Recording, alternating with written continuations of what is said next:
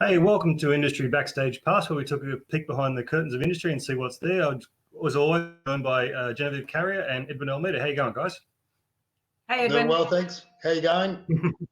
Good, Long thanks. time no see. Oh, yeah, well, we had a bit of a school holiday break there, but we're back at it now. So I guess first question is, what's happening in the real estate world, particularly with listings, mate? Well, what's not happening, as I keep on saying, I think we're going into a second lockdown. I'm calling for the ScoMo and the government to lock it all down before it runs away. Listing numbers are going through the roof.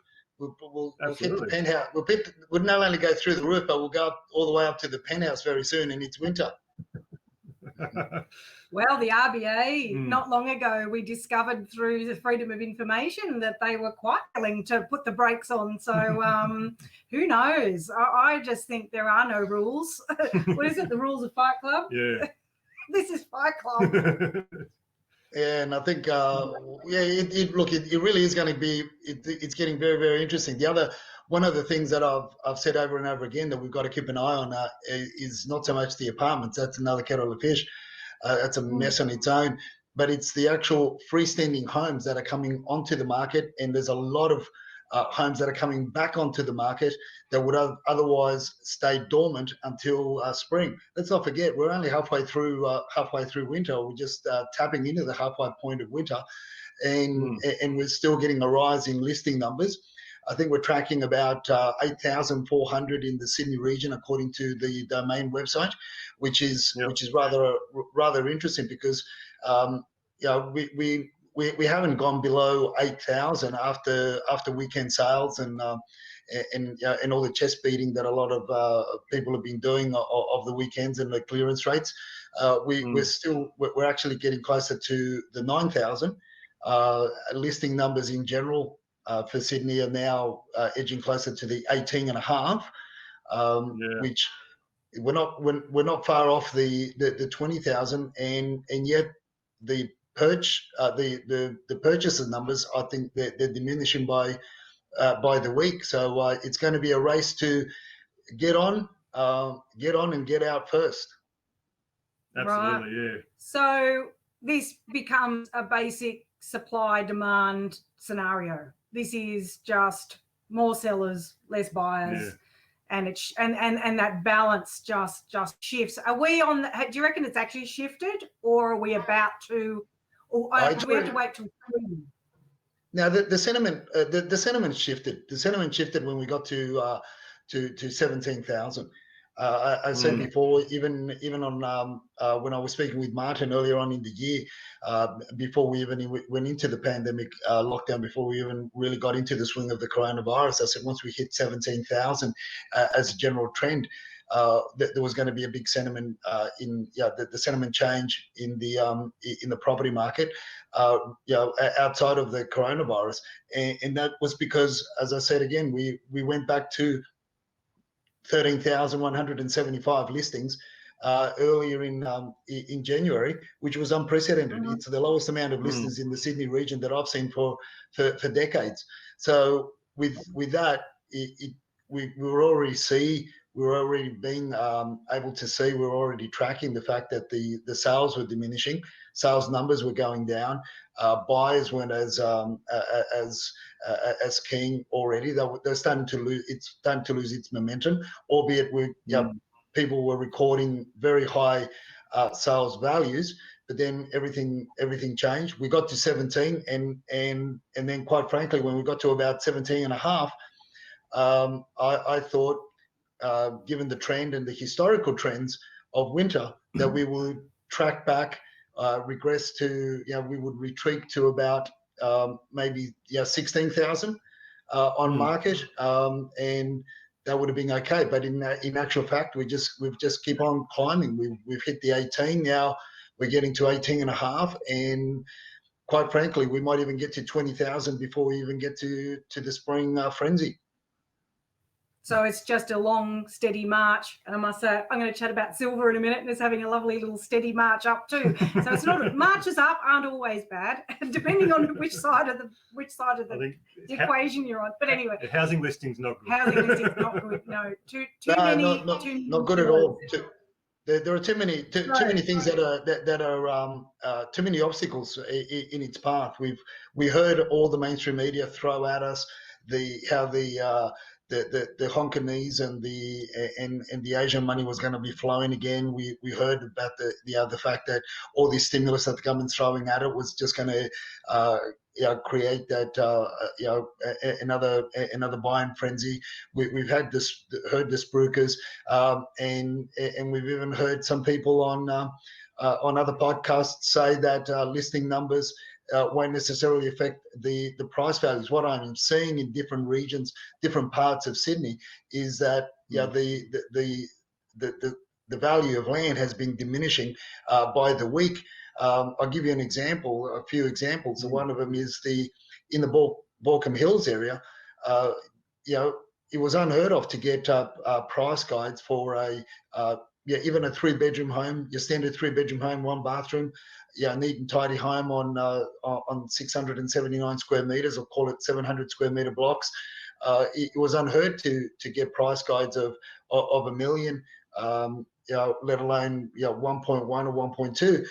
That was the standard not too long ago. 1.2, 1.3 was between 1.2 and 1.3 was the mark. But now I'm getting price guides of $1 million and $1.05 million.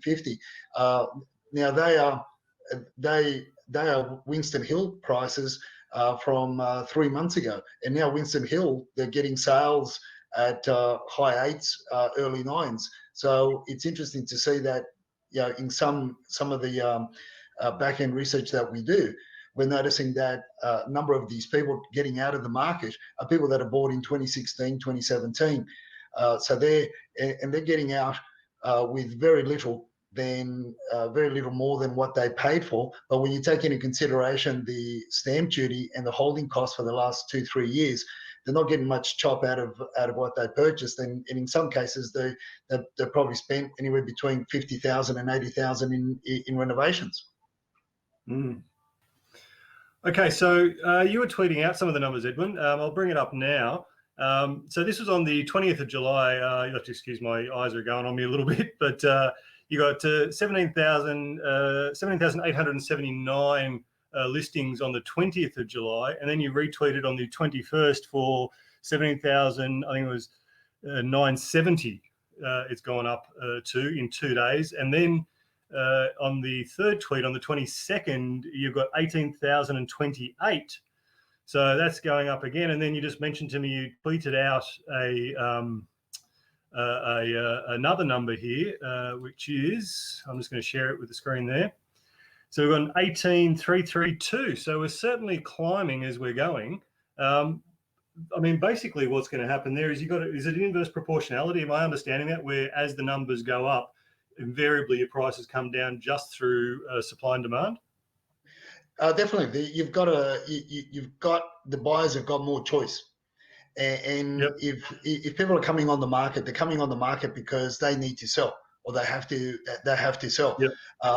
The smarter ones have got out already, and then you've got the people that are putting the properties on the market now, even before spring. Now, REA brought out an article earlier today with regard to what they call the boomerang listings. Yep. Well, basically people that took the properties off the market beforehand, or agents misguided the general public by saying that the properties were under offer, and in some cases what you would also get is that they may have been genuinely under offer, and people may have bought and put a deposit down, and the valuations haven't come in. So for various reasons, these properties are now coming back on the market, that have been sitting dormant and on the sidelines. They can't wait until spring. They're being advised not to wait until spring, because we might even hit 25,000 properties on the market in the Sydney region in spring. And when buyers are retracting, of course the values are coming down. As I said, the square metre value of land in the Baulkham Hills regions are just amazing. They've been going down week in, week out, and I'm at the moment I'm pegging values just under 1,000, under 1,000, about $900 a square metre in Baulkham Hills, which is to put it in perspective, in Blacktown in last year was around the 1,200 square metres for the value of land, let alone now you can get blocks of land. Well, obviously once you take into consideration the homes and everything when you do a proper valuation. So the danger right now is for a lot of the people that are buying property is to go into an auction, buy it, then they may think they got a bargain. They still got a bargain at let's say at 1.1, and I'm talking about Baulkham Hills, and yet a valuer will go in there and they'll value it down at $1 million or $1,050,000, which means that you have to make up the extra 50,000 or 100,000 or whatever it may be. So the danger is, no matter where you look in Sydney right now, is if you're buying at auction, the unfortunate thing is that you can't, most banks and lenders will not do a valuation pre-auction, which is ridiculous in itself. Some brokers will fight for a valuation and at least some guidance, but the way the market is falling, it won't be surprising to see valuations come down and people coming short of what they paid for. Now, admittedly, the people that are still coming onto the market are obviously going to be people that have got they want to go in for whatever reason. They have to buy. They're happy to come in at 10%, 12% below what they would have otherwise paid in a few months ago, and they'll have the money to settle it, even if the valuation comes in 5 to 10% short still. But that's the interesting scenario. Another pocket is the Chatswood region, and I'm noticing the sales there that are absolutely the asking prices to the sale prices are it's the poles apart, let alone the hedonic index showing huge values, predictive values, and then the actual sales at auctions, the ones that do sell, because I haven't seen many sales at auctions, but the ones that do sell. Also, I mean, this is happening week by week by week, because I know that you've had this interest in that North Shore, particularly around Chatswood, Willoughby, Chatswood West, and that sort of thing. So you've been feet on the ground, watching closely, as you have in the hills as well. But just it's so dynamic. Like it's happening. It's not as if you come back a month, 6 weeks later, and it's different. It's week by week. It seems to be, from your reports and your on the spot auction reports, which I love.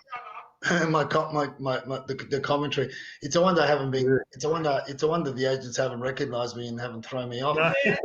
The good thing is most auctions are held at the front of property, so I can stand on the public access ways anyway. So they can't really tell me to. They can't really tell me to bugger off, and I wear different coloured face masks, so they can't recognise me. Man of mystery. So you need one of these. That's it. I'll start. No, I was going to say, what's your take on in and around the Chatswood area? Obviously, a very popular suburb for the Chinese, and there was also an article in news.com.au saying, "Oh, the Hong Kongese are going to come and rescue us." It's like, nah, that came and went. That was months ago. Whoever, I know that you said whoever had money, they got out. How can they get the money out? That's it. That was it. That was it. Look, it's rather bizarre notions that people have. Look, we're going to get some people. We're going to get some expats coming back from Asian countries. We will get that, and they've made a bit of money there, and they're coming back and they're cashed up and they want to buy in certain areas. You'll get those sales, but a lot of these sales that will happen, they're going to be more anomalies or out of line sales to to what's actually happening. Like I keep on saying, week in, week out, at the auctions that we attend, my colleagues and myself that we attend, in order to monitor the market, and obviously because we're also searching for clients, and we want to gauge to see what how those areas are trending, and look at what's going to be a good value, and then position ourselves to make our offers post auction. But you'll see that because my colleagues, my associates, they speak, both Mandarin as well as Cantonese, that they hear the chatter that's going on at these auctions, and you see you might see 20, 30 groups of people there, and they're all talking in either Cantonese or Mandarin, and most of the chatter is how overvalued the price guide is in comparison to what's happening. They're not silly. The people that are there are not silly, and the most interesting thing is watching the agents trying to coerce and the purchasers to make a bid, and they won't. They won't bid at all, and things get passed in. That's rather interesting. But look, and I see, and I'm seeing it more and more in the hills area, in our west, and as more properties come on, I mean it's from Monday. From Monday's reporting that I put up on Twitter till today, not too long ago, there was something like 350 new homes. I'm talking about freestanding homes that have come onto the market. Not talking about townhouses, not talking about villas, not talking about apartments. I am talking about freestanding homes. And to me, that's a greater significance of what's happening out there. So if you're going to put a house out on the market, you need to sell. You've got to sell. You want to sell. You're not just going to list something on, and then you look at the actual ads. You look at how they're they're obviously paying a fair bit to get priority listing on the portals. So the marketing campaign is not your average or below average marketing campaign. It's I can see that in some areas the sizable marketing that would have the agents would have charged a hefty fee to put these listings up, because they've got to get prominence. They've got to have exposure, and they want to beat the rush. So I think it's values are going south a lot quicker than what the mainstream media are reporting. They're going south a lot quicker than even I would have expected it to be going south, and listing numbers are going north again. It's even caught me by surprise, as much as I'm a bit of a clown on Twitter, but but it's still surprising that how quickly the stacking up, and obviously the less properties that get sold, the more properties that end up on the market, and for longer periods of time. Yeah. I think we also might sort of tap into your very many years of knowledge of, so as this, I think we were talking to you the other day, and you said gone are the days when you just stick an advert up in the window and it's gone like that. So those days are gone, baby. And what are things that prospective sellers can do? Because there's also sort of more personal circumstance. It's the time has come for a family home to be sold, and that could be due to a relationship breakdown. That could be due to an elderly parent and having to go into aged care. Like, it's not just investors. Right? You can't. There's all manner of situations as part of. So you've got this underlying sort of the normal ticking and turning over of different sort of types of properties, family homes, upsizing, downsizing, and the like. So it's just a really hard time. And so when you talk about the marketing costs, and so there are some things you can just pay more to get higher up search results. What kind of increase, what kind of difference is that? Yeah, look, I think there are a number of things. I went and saw a listing that today, as you know, and Look, when you look at the layout, in order to advise the owners, and as I get called out to give advice on for various reasons on property, or as you said, in a lot of cases it has been unfortunately due to separation, but there's also other reasons why. So in order to maximise the sale of a property, you've just got to I used to put out a lot of videos in the past as to the simple things that you can do in order to clean a property, to clean a tired old property. A lot of it's just often a lick of paint, a coat of paint, a fresh coat of paint, freshening it up. Especially if it's been a long-term rental. There are things you can do. First impressions count. All these things that we hear, all this cliche commentary that we hear, but that they make sense. Less is more. Some properties showcase well when they are styled, and you could pay anywhere between $3,000. You can pay anywhere between $3,000 to $5,000 to style an average home, which may be worthwhile. Other homes would show space a lot better if it's not styled. There are things that you can do. One thing for sure is that I've always said all along is what you've got to question is what the agent tells you that they're going to spend the money on. As opposed to because they'll say, oh yeah, it's 5,000 vendor paid advertising or 7,000 vendor paid advertising, and all you end up with is a priority listing on Domain and on real estate, and a big signboard at the front with the real estate agent's mugshot that takes up 50% of the bloody signboard. So you know that you've done your dough in most cases. So you've got to be. I think you got to be prudent, and you just got to ask for running invoices or statements, and those statements have got to come out of the agent's trust account. If they're not coming out of the agent's trust account, it means that they didn't put the advertising money into a trust account.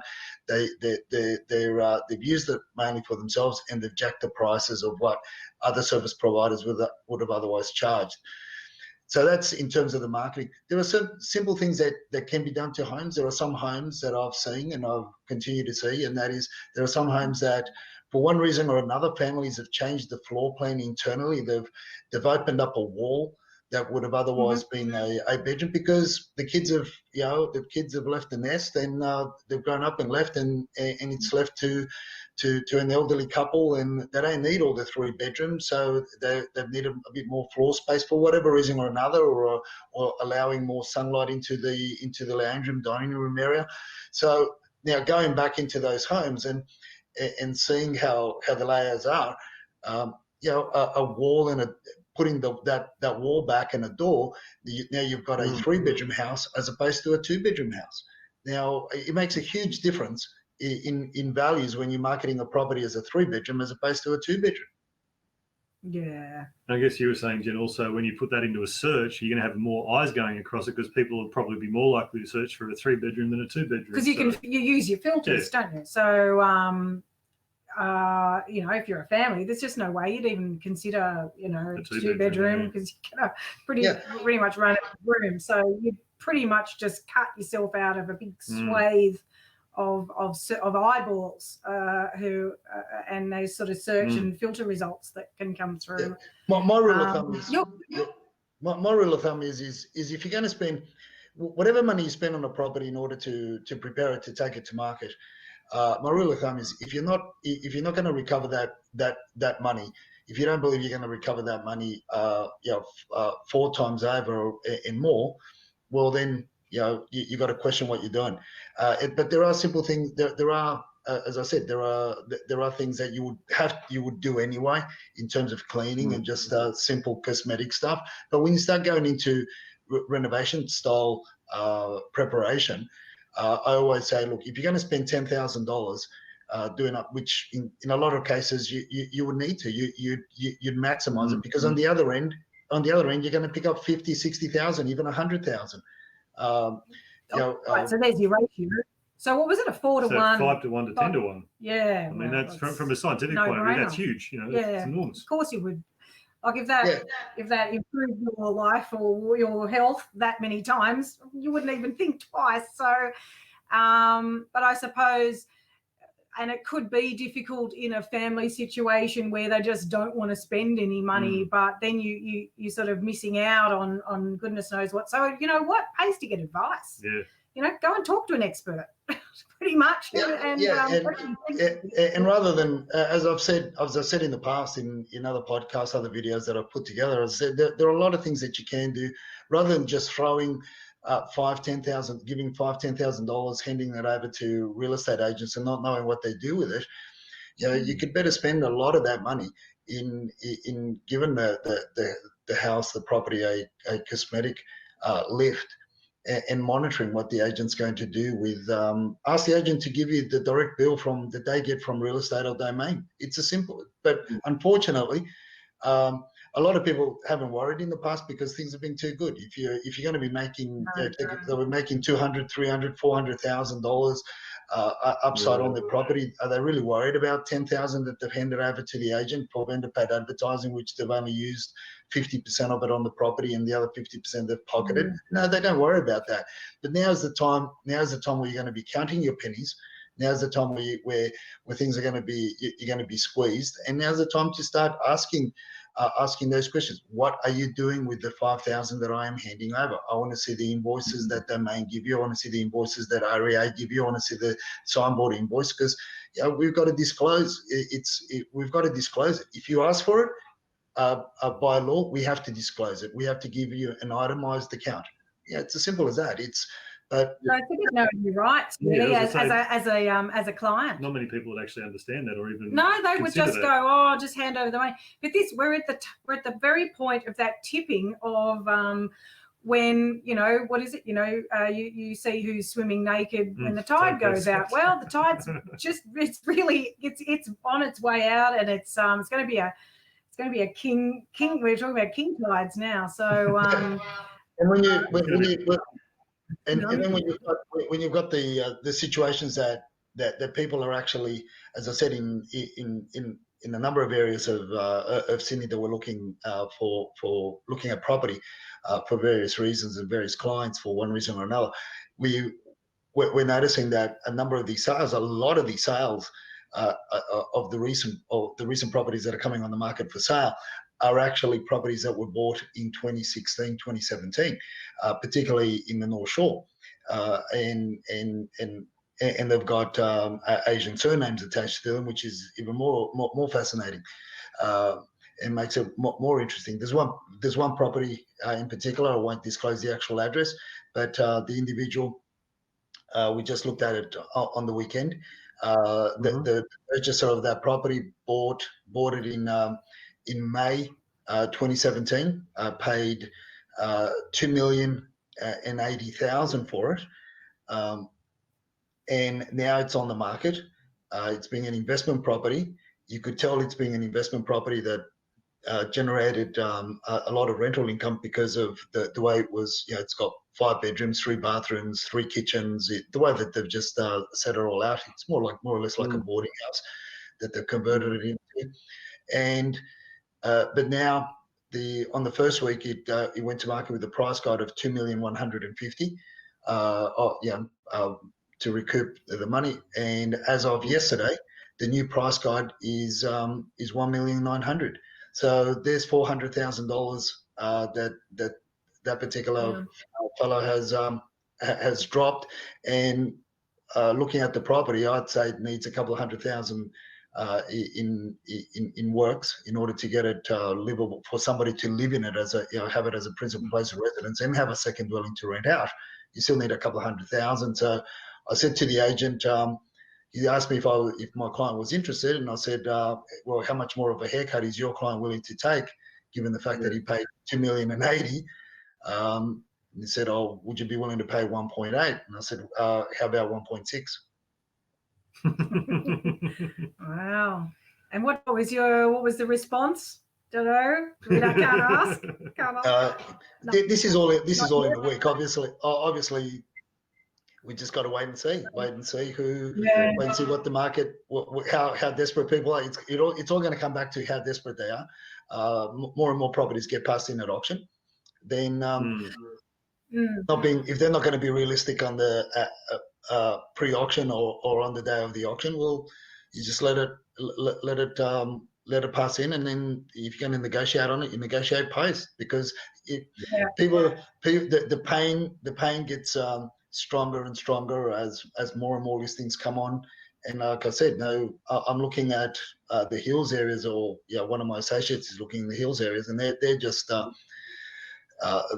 land values there. When we look at the land values, or obviously we assess the value of the homes as well, and everything else, and the inclusions and everything else. But it's just going backwards at 100 miles an hour, and it's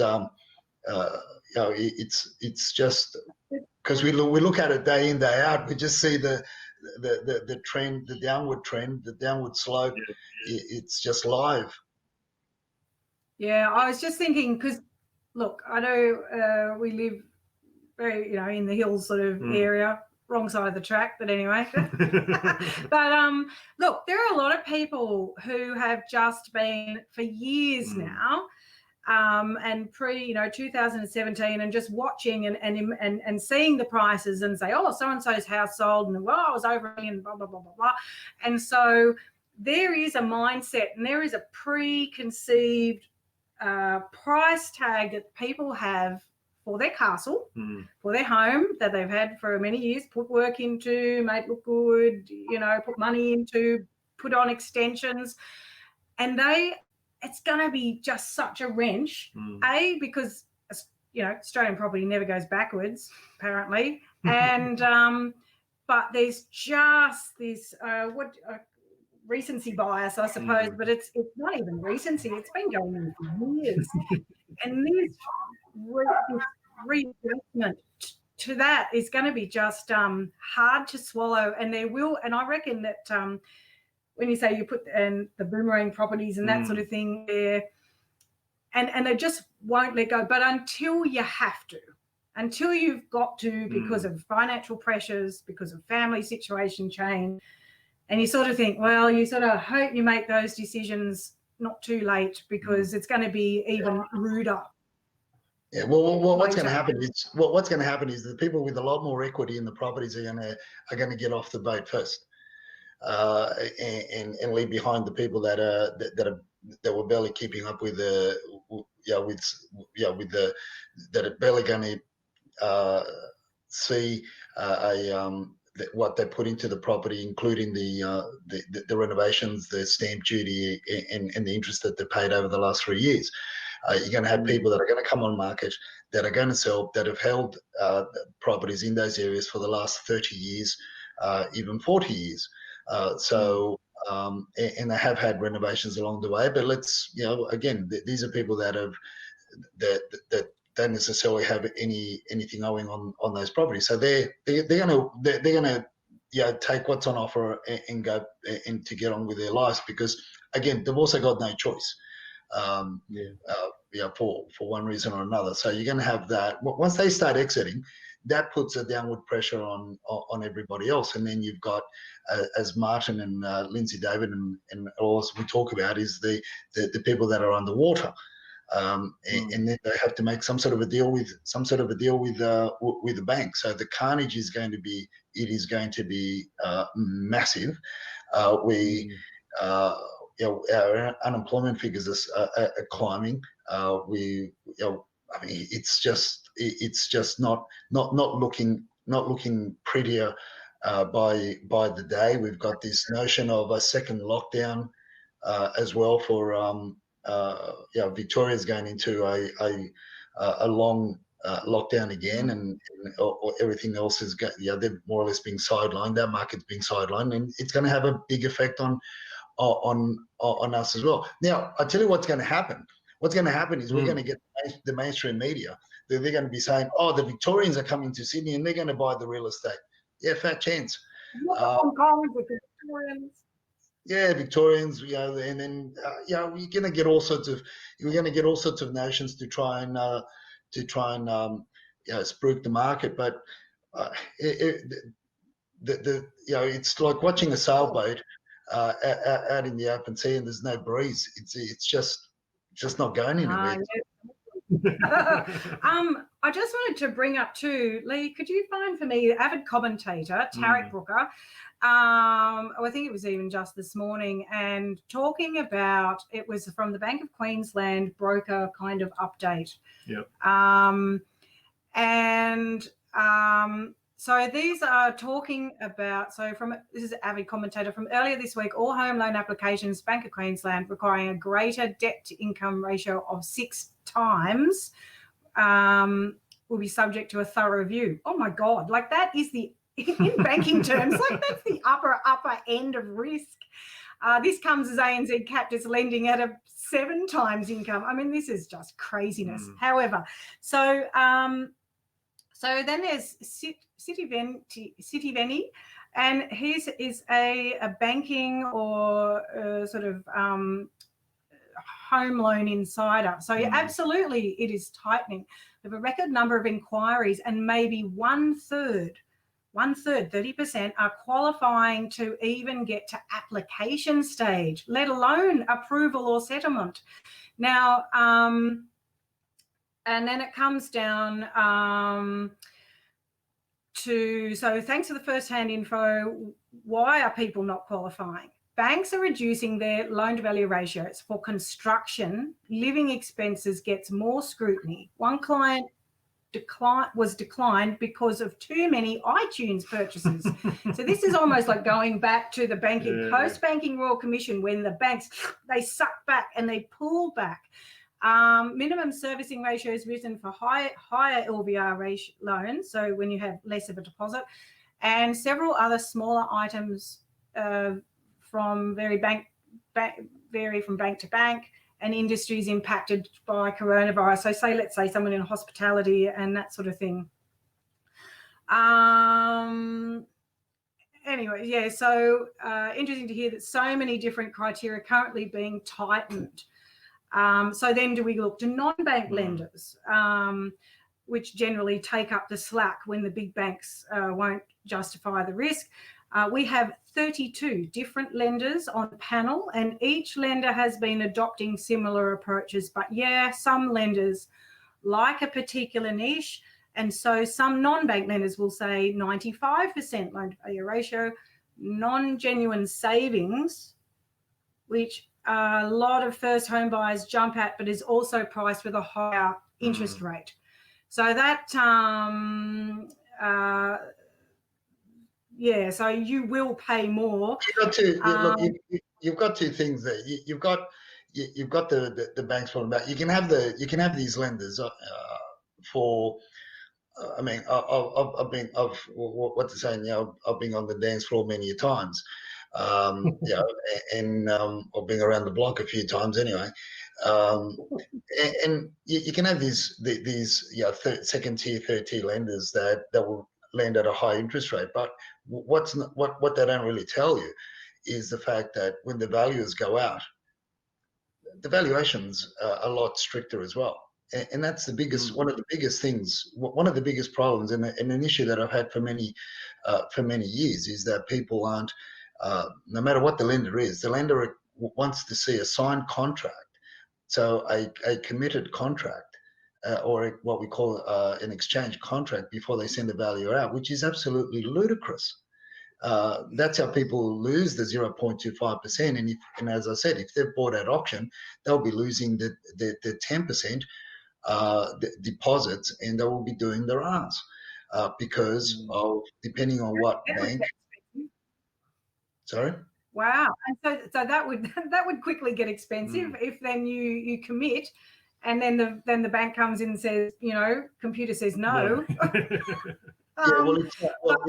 It'll be a formal look. In a number of cases, they'll get a formal valuation. But last week, two colleagues have told me that two purchasers have already fallen over. One lost 5%. The other one, I don't know what they lost. Whether it was just don't know whether it was a purchase with under a no cooling off arrangement under auction, or whether they got a cooling off, but they've lost the deposit. So I know for sure one's lost 5%, but we're going to hear these stories more and more. So they're the trends, and we had them in the previous downturn. That people doing their deposits, whether it be the 0.25% deposits with a cooling off period, or foolishly getting emotional and overpaying at an auction, and they do their ass there. But the other trend that's alarming, that we can bring to your attention, is that we're going to see a lot more properties being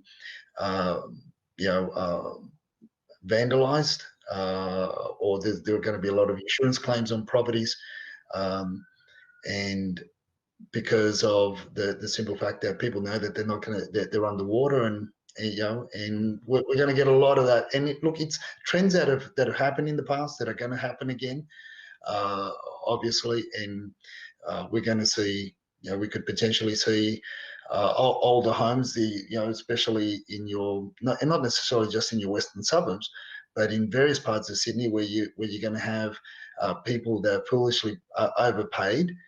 They've got no other way of getting out other than committing some sort of fraud, in terms of that it's often the case that they fraudulently got the property by not disclosing proper documentation in the first place, and they try to get out by the same means, and it's by setting it alight. So it's going to be interesting times ahead. It's interesting times, and look, banks know what's coming. They're already preparing, and they have.